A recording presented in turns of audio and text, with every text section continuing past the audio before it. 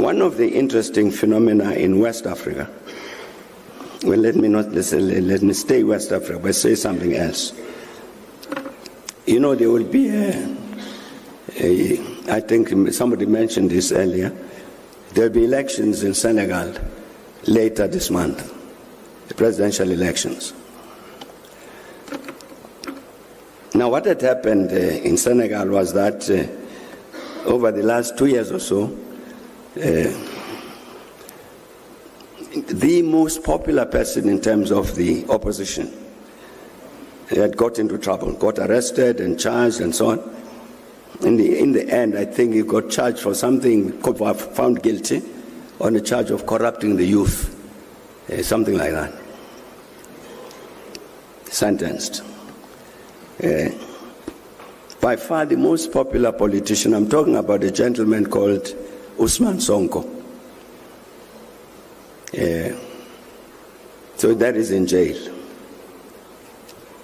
And people were killed in Senegal demonstrating against his arrest and imprisonment. Genuinely popular figure. So,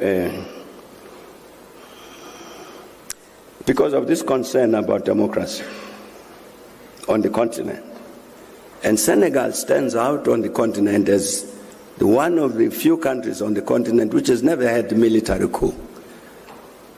Since independence in 1960, there's never been a coup there. You'd have elections, and then the incumbent parties lose elections and new ones take over. But there was a crisis now, because here is the most popular leader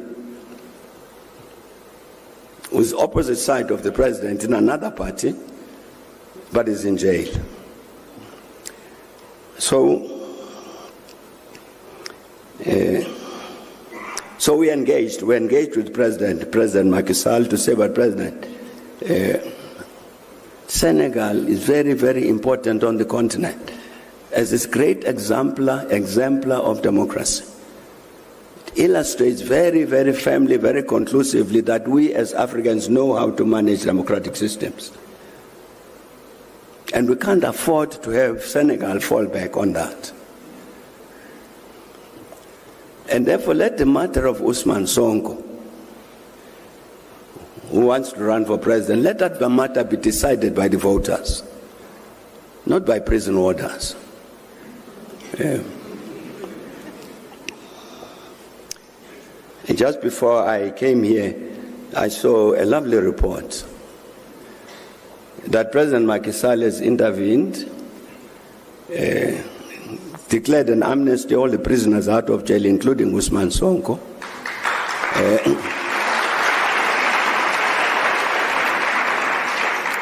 And pardoned various charges, as a result of which Ousmane Sonko is running for president. That was an excellent intervention made by the president of Senegal. Precisely to say it's a responsibility of the Senegalese or the rest of us to defend this democracy, particularly, you raised quite correctly, in the context of the military takeovers that have been taking place, particularly in West Africa. But I think we've got to understand this about the West Africa situation. You know, a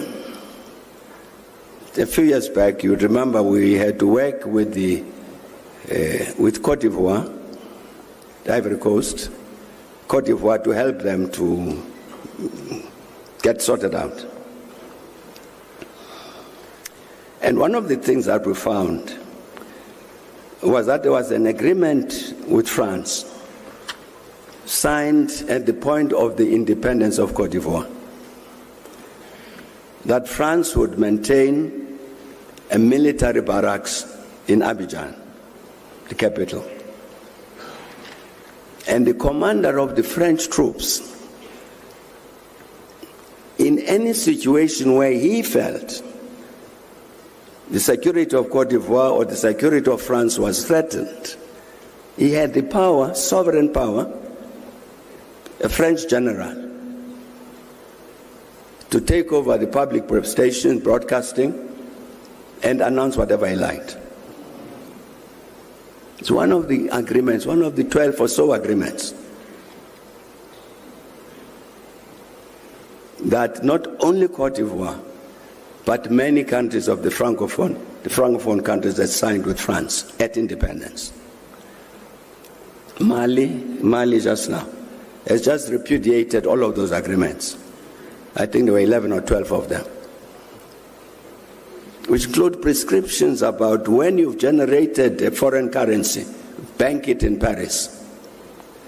Yeah. And Paris, the French franc then, would guarantee your currency, CFA. Part of what is happening in West Africa, Palisa, as you can see, is a rebellion by young officers against French neocolonialism. It's not only military coups to remove some elected president, but these young soldiers are saying our politics since independence has respected this junior relationship with France. That must end. So you see the big confrontation between these countries and France. It has to do with ending, like the agreements I've talked about. That you'd have a French general based in Cote d'Ivoire who has actually the power to intervene in Cote d'Ivoire as he liked. So it's an anti-neo-colonial rebellion. It has got this element, you are quite correct, of removing elected presidents. How does the continent deal with that? Well, you know, the OAU has a standard policy, as you mentioned, against illegal changes of government. So the military governments don't get recognized. But we have a particular consequence now,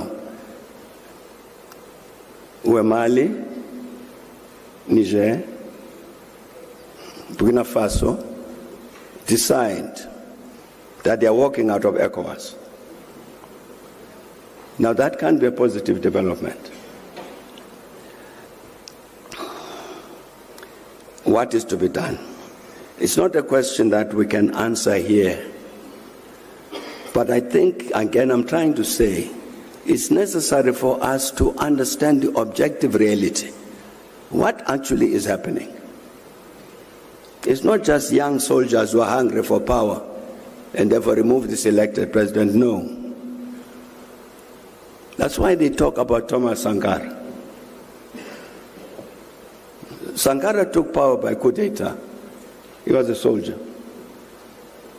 But Sankara understood this particular issue, the need to destroy and defeat neocolonialism. And that's what these young soldiers are saying. What do we do with them? What does Africa do with them? I think Africa is a challenge, a problem, answering that issue, answering that question.